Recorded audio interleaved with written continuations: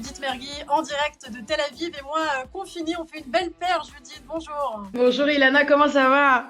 Vous vous rendez compte, Judith, c'est la dernière fois qu'on se parle avant Pessah. Vous n'êtes pas trop stressée, ça va avant la fête? Ça va, dis donc, c'est que Pessard, hein. Non mais je veux dire, c'est pas non plus comme si la mer s'était ouverte en deux.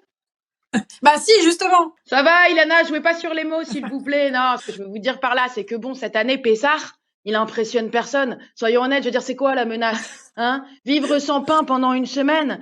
Les gars, j'ai appris à vivre sans sortir pendant 1 an. Vous croyez que c'est en priant de baguette que vous allez me briser? Non, pas du tout. Moi, à la limite, c'est vrai que chaque année, d'habitude, ce qui me traumatise avec Pessard, c'est ce ménage là qui arrive, la peur comme ça de ce que tu vas pouvoir retrouver sous tes canapés. Tu sais très bien que tu t'apprêtes à flirter avec des vieux mouchoirs que tu as oubliés dans une poche de veste de ski, qui eux-mêmes ont croisé un vieux chocobéen.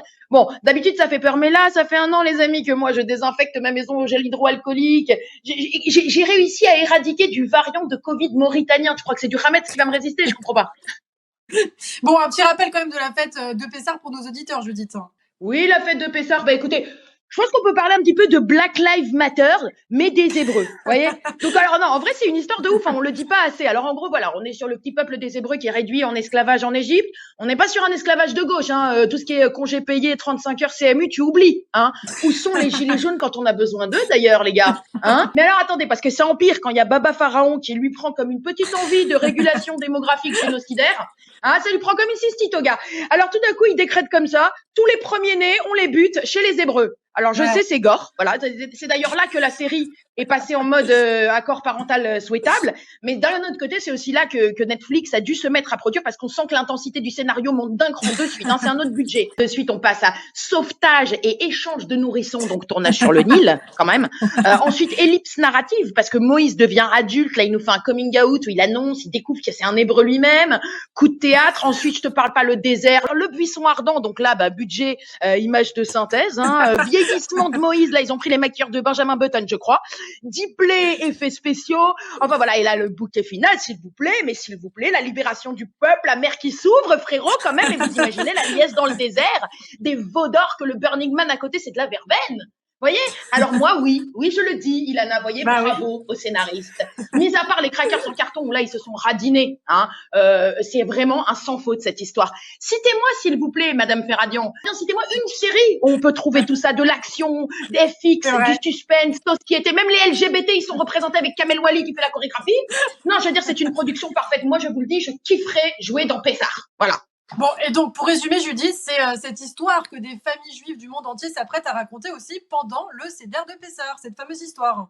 Ouais, enfin à peu près, parce que là je vous ai quand même fait un petit résumé. Hein. En gros, c'est un peu la même chose, mais en beaucoup trop long et bon, beaucoup plus affamé. Parce que je vous ai pas dit, mais on ne mange pas le repas tant qu'on n'a pas fini de raconter toute l'histoire. En même temps, je comprends, parce que tu crois vraiment que si vous avez foutu une petite kémia comme ça au milieu de la table, on aurait été capable de se concentrer? Non, c'était impossible. Raïla, regarde un kidouche à la synagogue, il y a personne qui entend sa propre voix.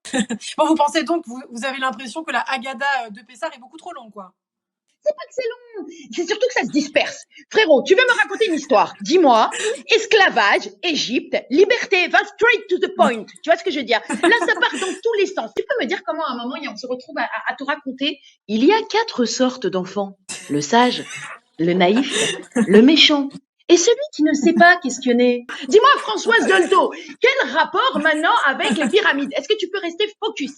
Ça continue comme ça pendant tout le livre. Après un moment, il te parle de colonnes de fumée, des herbes amères, d'un agneau que ton père, il a acheté pour 2 sous. Et c'est pour ça qu'ils n'ont pas eu l'Oscar, à mon avis. Beaucoup trop dispersés au Sénat. Beaucoup trop. Bon, en tout cas, on peut dire que cette fête est en effet très codifiée. En fait, c'est normal parce que si vous ne le saviez pas, d'ailleurs, Seder, ça veut dire ordre en hébreu.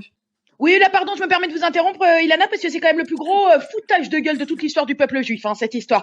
Parce que, sincèrement, s'il y a bien un truc dans le monde qui ne répond à aucun ordre, ni logique, ni même tout sens rationnel, c'est bien une soirée de Pessah.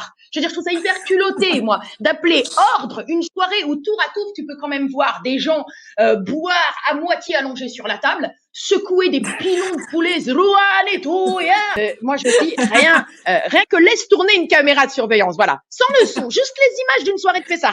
Regarde ce que tu vas trouver sur la bande, des gens en train de jeter des bassines de vin par la fenêtre, faire tourner des plateaux au-dessus des têtes, cacher des crackers sous la nappe. Alors, non mais dans ces cas-là, venez, on fait aussi un combat de sumo au milieu du salon pendant la soirée. Hein? Et vous osez appeler ça ordre? Oui, mais arrêtez, Judith, tout ce désordre, ça doit vous plaire aussi un petit peu, non? Mais vous avez tout compris, ma petite plaie d'Égypte. Vous êtes ma 11e petite plaie d'Égypte, Ilana. Mais oui, j'adore ce désordre. Pour moi, Pessar, chaque année, c'est THE source d'inspiration annuelle. Et c'est d'ailleurs pour ça que je vous souhaite un Pessar Cachar Vesamer à tous. De très, très, très bonnes fêtes à tous nos auditeurs. Merci beaucoup, Judith Mergui, Chag Bessar Samer. On vous retrouve donc mardi prochain.